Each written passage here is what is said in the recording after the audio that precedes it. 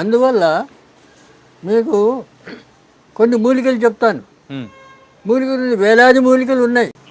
పొడపత్రి అనే ఆకు ఒక 2-3 ఆకులు నమిలి ఊసేసిన తర్వాత 1 కిలో స్వీట్ తింటే తీపి అనేది ఉండదు. అంటే షుగర్ అనేది కంట్రోల్ తీపిని కట్ చేస్తుంది ఇది.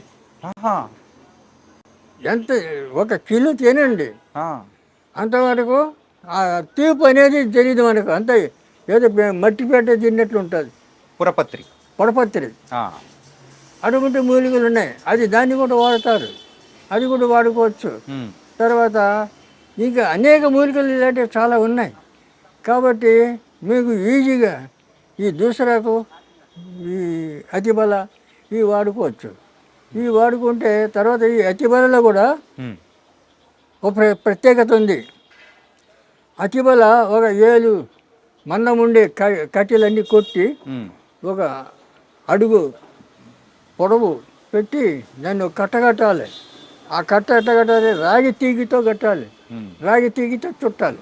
చుట్టి 1 లీటర్ పాలు పొయ్యి మీద పెట్టి ఆ పాలు వేడి చేస్తూ దీంతో తిప్పుతుంటే అది పౌడర్ అయిపోతుంది. పాలు పౌడర్ అయిపోతుంది. ఆ పౌడర్లో చక్కెర కలిపి తింటే మహాబలం. దానికి మించిన టానిక్ లేదు. పిల్లలకి పెట్టచ్చు, పెద్దలు తినచ్చు, అందరూ తినచ్చు. మహాబలం వస్తుంది. అటువంటి ఆ మూలికల్లోనే ఇటువంటి మహత్తరమైనటువంటి ఔషధి గుణాలు ఉన్నాయి. కాబట్టి అటువంటి వాడుకోవడానికి మనం ప్రయత్నం చేయాలి. ఎందుకంటే చాలామంది ఇప్పుడు ఆ పేపర్లో చూశాను, ఎక్కడి నుంచో పురిటి నొప్పులతో బాధపడుతుంది, ఎక్కడో బండ్లు కట్టుకొని తీసుకొని వస్తున్నారు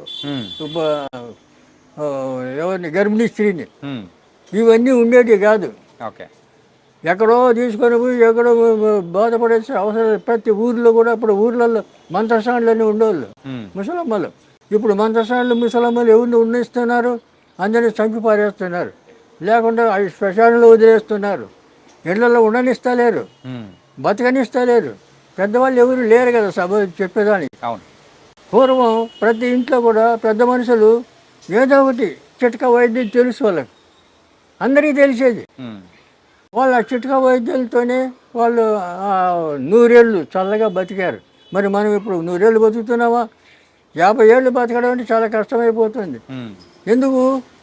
ఈ లోపల లోకంలో లేని పేర్లన్నీ రోగాలు. ఇంకా అలోపతి డాక్టర్లు చెప్తారు, ఇంకా వాడు లేనిపోని పేర్లు చెప్పి సెంటిమెంట్. తర్వాత మీరు ఆయుర్వేదం తింటే కాళ్ళు చేతులు పడిపోతాయి, లేకపోతే ఏదో చేస్తే ఇట్లా భయపెడతారు చాలామంది. ఇప్పుడు అలోపతి డాక్టర్లు ఏం చేస్తున్నారు? వెళ్ళగానే వాడికి ఫైన్ కట్టాలి, ఫీజు.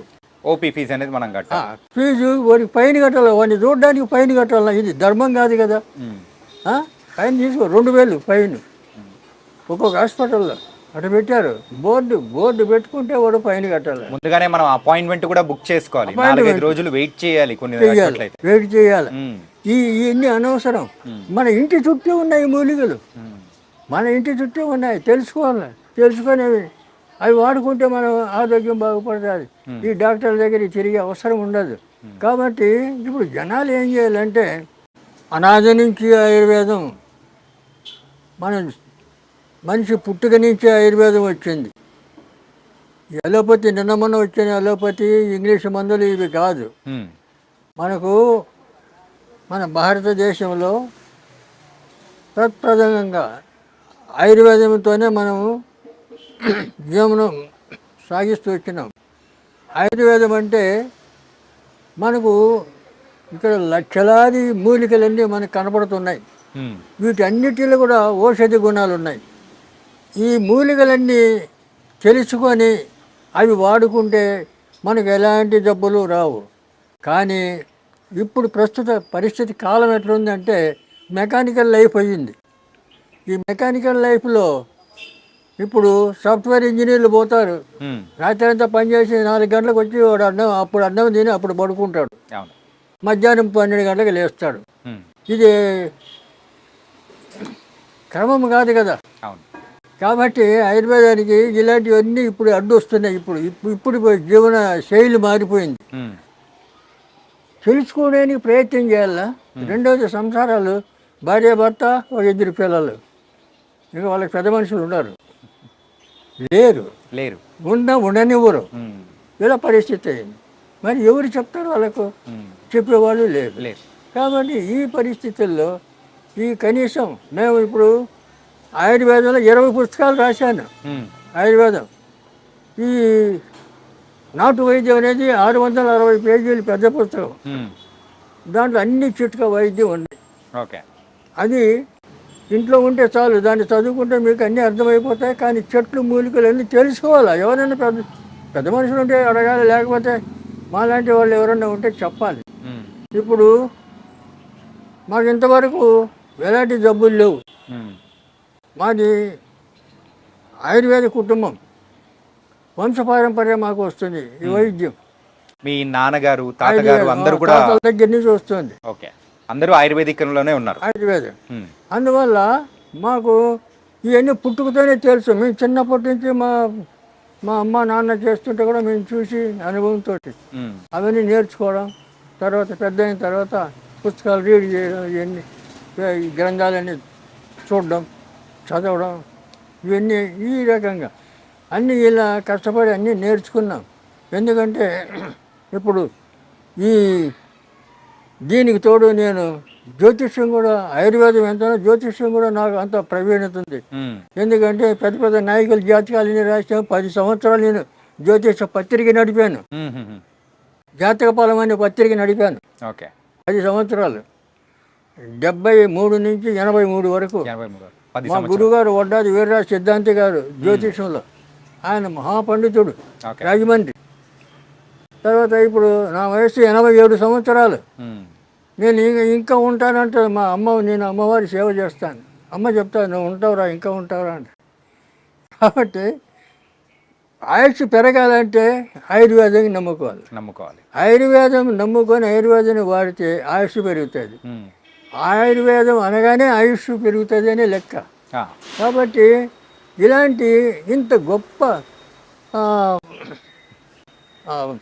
ఇది ప్రశంసలు ఉన్నటువంటి ఆయుర్వేద ఈ వైద్యాన్ని పక్కన పెట్టేసి మన వాళ్ళు ఏం చేస్తున్నారంటే ఫాలో అవుతున్నారు, అలోపతి డాక్టర్ల దగ్గర పోతున్నారు. ఇంగ్లీష్ మెడిసిన్ అని చెప్పేసి అలా అయిపోతున్నారు. వాళ్ళు ఏం చేస్తారు, వెళ్ళగానే ఫీజు కట్టాలా, తర్వాత అడుగుతాని నీకేమైంది అని అడుగుతారు. వాళ్ళే అడుగుతారు, పేషెంట్కి చెప్పాలా, వాడు చెప్పడు, ఎందుకంటే వాడికి రాదు.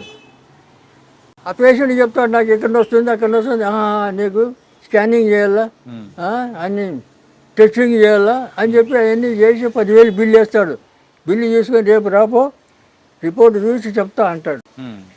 ఇంకా వాడు ఏం చేసేట్లు దీనికి అలవాటు పడిపోయారు జనాలు కూడా.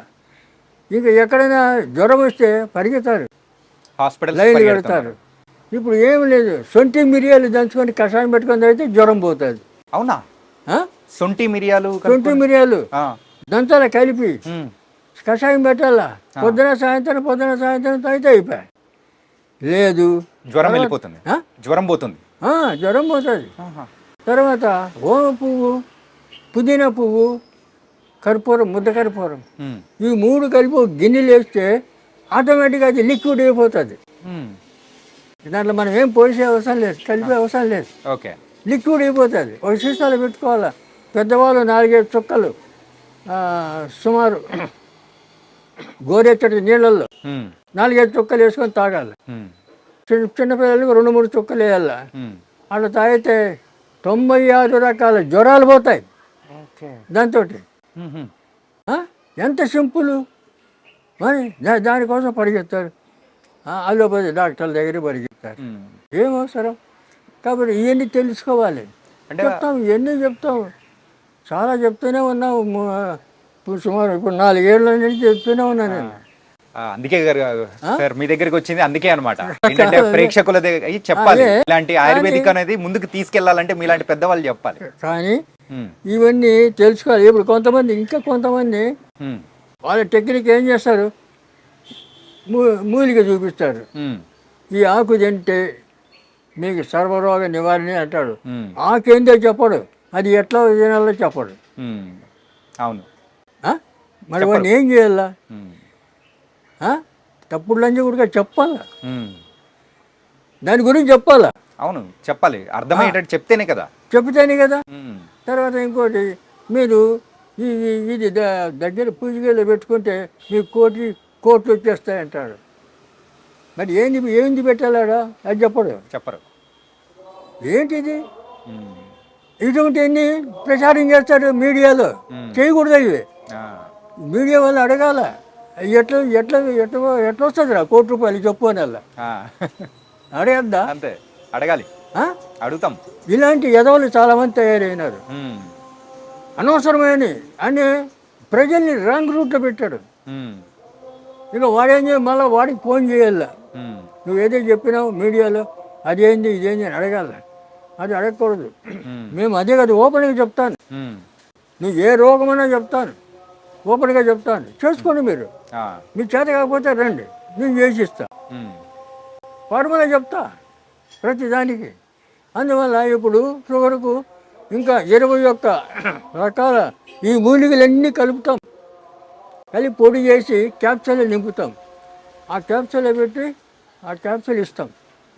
మేము ఇస్తాం మా హాస్పిటల్లో. దాని గురించి మనం వివరంగా మాట్లాడుకుందాము. ఏంటంటే అంతకంటే ముందు మీరు ఆయుర్వేదిక్తో పాటు ఆ.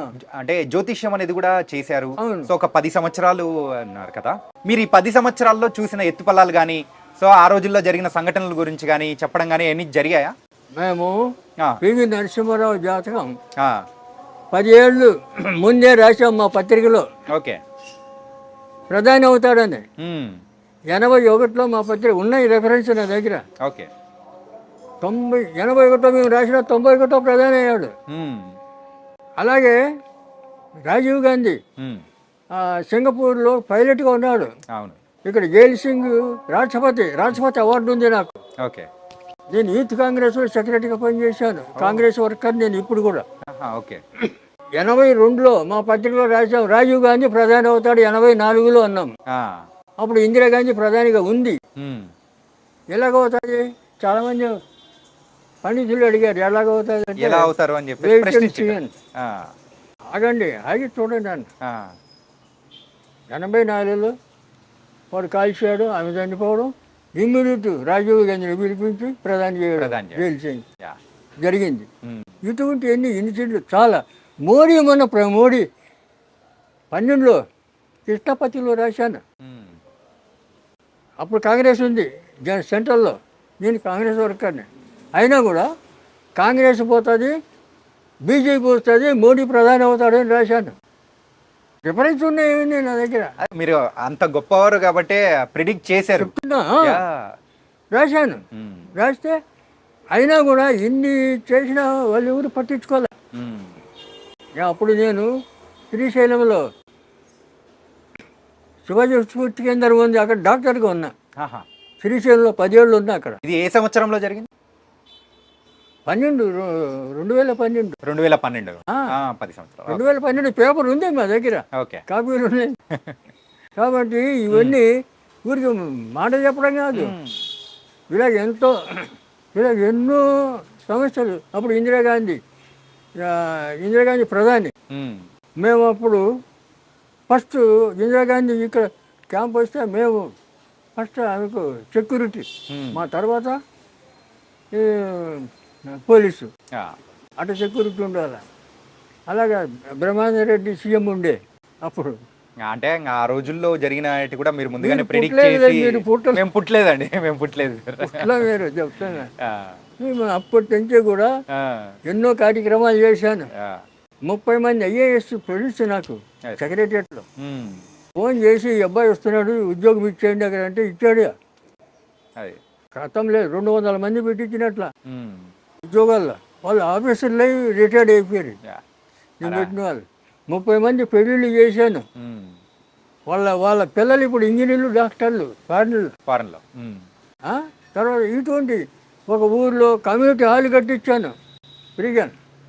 అప్పుడు 5 లక్షలు అయింది. తర్వాత ఇప్పుడు 50 లక్షలు అవుతుంది.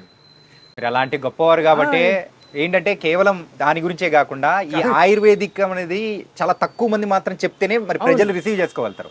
అందులో మీరు ప్రథములు. ఆయుర్వేదం కాబట్టి ఆయుర్వేదం కూడా దీన్ని మనకు ఎంత సులభంగా మనం ఉపయోగించుకోవచ్చు అంటే, ఇప్పుడు చాలామంది గర్భిణీ స్త్రీలు ఎక్కడెక్కడో మేము కాలువ దాటి తీసుకొచ్చాను, మోసుకొచ్చి సైకిల్ మీద తెచ్చిన ఇవన్నీ చెప్తుంటారు. అవసరం లేదు, వాళ్ళు అక్కడే ఉండాలి. అక్కడే ఉండి వాళ్ళు ట్రీట్మెంట్ చేసేటట్లు అలాంటి తరబీదు కావాలి. అక్కడ ఉండేవాళ్ళు, అక్కడ ఉండే ఆయుర్వేద డాక్టర్లు కానీ పెద్ద మనుషులు కానీ చెయ్యాలి. ఇప్పుడు ఏది మేకప్ పెట్టి ఇదివరకు ఆడవాళ్ళు 9వ నెల కడుపుతో ఉండి కూడా పొలం పనులు చేసేవాళ్ళు. అవును, పొలంలో ఉండగా నొప్పులు వస్తే అప్పుడు ఇంటికి వచ్చేవాళ్ళు. ఇంటికి వచ్చి అప్పుడు మంత్రసాన్లు పట్టుకొని 5 నిమిషాలు 10 నిమిషాల్లో బిడ్డ బయటకు వచ్చేది. అలా చేసేవాళ్ళు. ఎలా చేశారు? మేక పెంటికలు నెయ్యి వేడి చేసి మేక పెంటికలు దాంట్లో బాగా పిసుకేయాలి. ఒక గ్లాసు ఎండా తాపిస్తే చాలు, లోపల అంతా పట్టు వదిలిపోతుంది. సరళం జారుతుంది పిండం, బయటకు పిండం. ఇక ఆపరేషన్ ఏంది? తొక్కైంది, అవసరం లేదు. ఏంది ఆపరేషన్? ఇటువంటి ఎన్నో ఉపాయాలు అప్పుడు చేసేవాళ్ళు. మరి ఇప్పుడు అవన్నీ ఉపయోగించుకోవాలా? అలాంటివన్నీ మరుగున పడిపోతున్నాయి. కానీ చెప్పేవాళ్ళు లేరు, వినేవాళ్ళు లేరు. చెప్పినా కూడా చాలామంది విన్నట్లే ఉంటారు, మళ్ళీ అక్కడికే పోతారు. కానీ ఇప్పుడు ఏమవుతుందంటే ప్రజలందరూ కూడా ఆ ఇంగ్లీష్ మందులు అవన్నీ అంటే చూసి రెండోది ఈ కెమికల్, ఈ మందులు కూడా ఏం చేస్తాడు, ఒక రోగానికి 10 రకాల గోళీలు రాస్తాడు. అవును, ఈ 10 రకాల గోళీలు ఒక నెల 2 నెలలు వాడామనుకో, నీ శరీరం నీ బాడీ ఎంత మారిపోతుంది. ఈ తెలివి మారిపోతుంది, జ్ఞాపశక్తి మారిపోతుంది, మనిషే మారిపోతుంది వాటి వల్ల. అవును, ఈ ఆయుర్వేదం దీనివల్ల చిన్ను ఇంకా చేంజ్ వస్తుంది, నీకు జ్ఞాపశక్తి పెరుగుతుంది, బలం వస్తుంది, ఏ పనైనా చేయగలుగుతాం. అంత బలం అంత ఇది ఆయుర్వేదంలో ఉంది.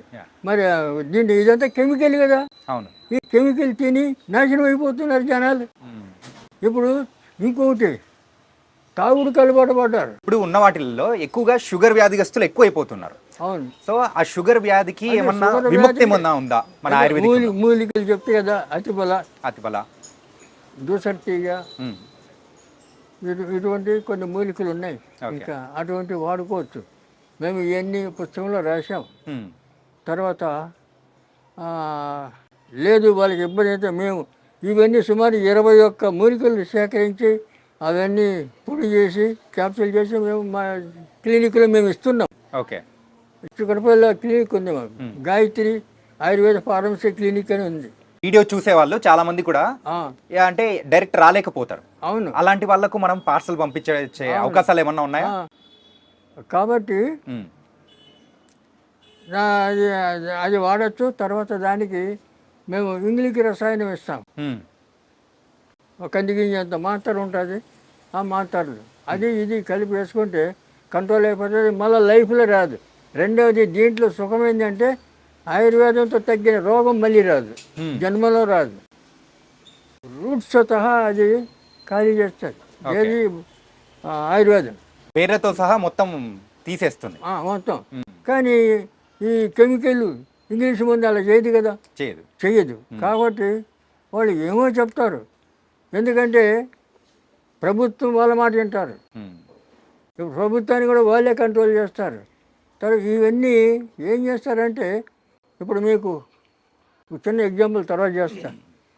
అయితే ఈ రకంగా మీ వీళ్ళు కానీ వాళ్ళు మా దగ్గర రండి తీసుకొని మేము ఇస్తామని చెప్తాం. ఓకే, రేటు మేము ఫీజు తీసుకోము, అది అధర్మం. ఇప్పుడు మన హాస్పిటల్కి వచ్చిన వాళ్ళు వస్తే అడుగుతారు, వాళ్ళు మందులు తీసుకుంటే పైసలు అడుగుతాం, మందులు లేకపోతే పొమ్మంటాం, సలహాలు ఇస్తాం. అంతేగాని ఆడు వచ్చినందుకు ఫీజు ఇమ్మంటే ఏంది? ఫైన్, వాళ్ళకి ఫైన్ వేస్తే ఏంది? న్యాయం కాదు కదా. ఏ కాలంలో ఉన్నది ఇట్లా ఇటువంటి అన్యాయాలు, ఇటువంటి దోచుకుంటున్నారు. తర్వాత ఇంకోటి, మీకు డాక్టర్ చెప్తారు బ్రెయిన్ ట్యూమర్ అంటాడు. అవును. బ్రెయిన్ ట్యూమర్ అంటే నీకు ఇప్పుడు ఇప్పుడు చూపిస్తాను దాన్ని. ఈ బ్రెయిన్ నెత్తి పగలగొడతాడు, వాడు ఏమీ లేదు. ఈ నెత్తి పగలగొట్టి 5 లక్షలు బిల్లు వేస్తాడు, తర్వాత ఇటు బతుకుతాడు చస్తాడు వాడికి తెలియదు, అవును. సంబంధం లేదు. ఉమ్. దాన్ని ఎవడు అడగడు, వాడు సచ్చినా ఎవడు అడగడు. అదే ఆరోగ్య డాక్టర్ ఎవరైనా డబ్బు ఏమైనా ఇస్తే వాడి కర్మదాలకు వాడు తెచ్చాడు అనుకో, వాడిని పట్టుకొచ్చి జైల్లో పెట్టి వాడిని నానా చెప్పులు పెట్టి వాడిని ఇట్లా ఇంకోటి చేస్తారు. గవర్నమెంట్ కూడా వాళ్ళకి సపోర్ట్ చేస్తారు. ఉమ్. మరి వాళ్ళ దాంట్లో కొన్ని వందల మంది చచ్చిపోతుంటారు, వాళ్ళని అడుగుతున్నారా?